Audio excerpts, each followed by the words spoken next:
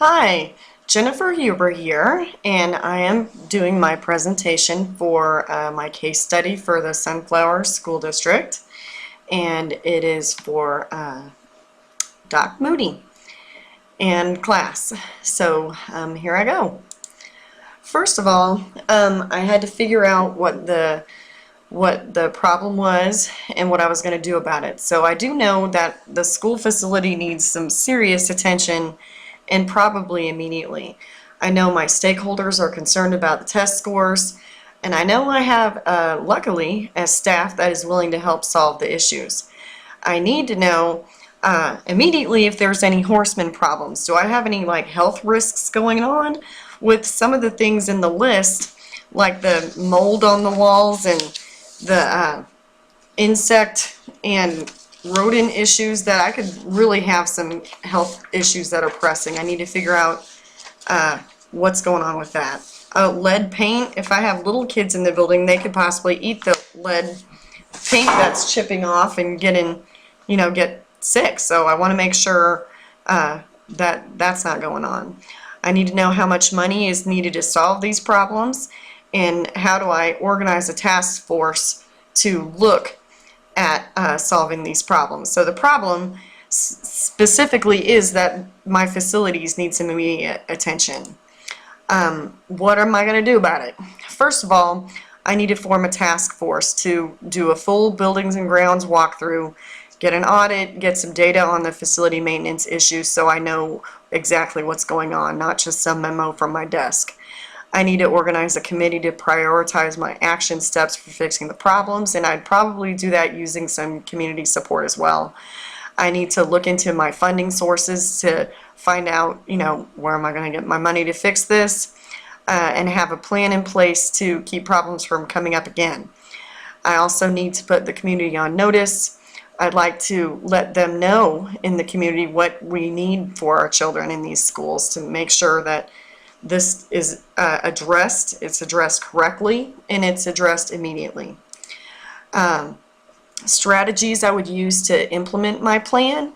I need to make sure my buildings and grounds employees are qualified to perform the job duties, including maintenance. Do I have people on the job that know what they're doing? I'm really concerned about that. If the building got as bad as what it said in the paper, then something's not right. There's some sort of disconnect between people reporting problems and then problems not getting addressed. Is it a funding issue? I'm not really sure. I need to organize staff for a building cleaning and spiffing up. We had at my building a Project Shine group that came in and used community members and staff members to spiff up our building. They painted the walls, they did a lot of stuff. They fixed some broken stall doors in the bathrooms. They did a lot of work for us, so if I could get a community group like Project Shine to help out, that'd be great. I may need to put in for some bids for major repair work.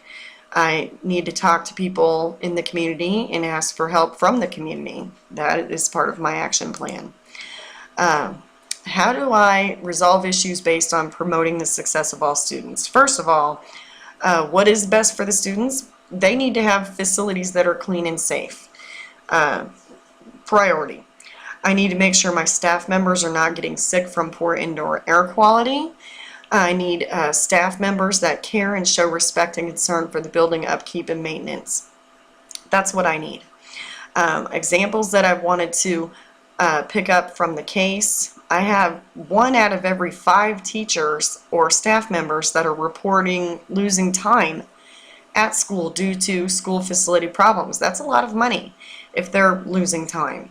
And it's a lot of work that's not being done if I have staff members that are missing because they're ill or hurt. Maybe they tripped on, a staff member could trip on one of those rugs that are mentioned in there, the carpets that pose tripping hazards. That could potentially cost the district a lot of money. I also know that I have a high percentage of staff members that report they would become involved with anything that would lead to facility improvement. I think that's really good. I think that I could really use that to help out. Next, what was I thinking, feeling, and valuing as I responded to this case study? One, I feel upset. How did the building get that bad? I mean, it sounds just horrific. Was nobody watching and paying attention? What procedure is missing in that building to make sure that these things aren't, that they didn't get addressed? I don't know. Really, I was upset. I mean, even the building where I work, we have issues, but they're not even that bad. What issues are still unresolved or open to further investigation? Funding. One, I mean, some of these problems could potentially cost thousands and thousands of dollars, and how would I get the funding to fix those problems? I may need to get a bond issue in place. I may need to ask the community for help. Why was this overlooked for so long? I mean, it's just, there's so many issues and they seem really bad, so why was that overlooked? And was there really health issues being ignored? Were there, serious health issues that are being ignored with that building? I don't know. So those things are unresolved and open to further investigation. Last, I use the data presented to respond and communicate to the larger community and their concerns about the instructional program, first of all, by forming a task force and performing a full audit and coming up with an action plan to make sure that I'm, ensuring the success of all students. How did I use my knowledge of the policies, laws, and regulations that govern the school to influence and bring positive change? I need to make sure there's policy in place for bids. I need to use my allocated monies correctly, and I need to seek additional funding properly. Lastly, how did I establish an ongoing dialogue with decision makers outside the school concerning the efforts of teachers and students?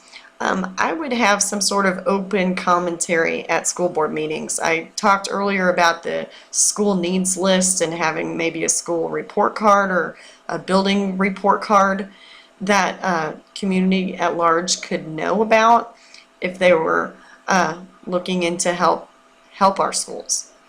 And that's what I have. Thank you so much for listening, and have a great day.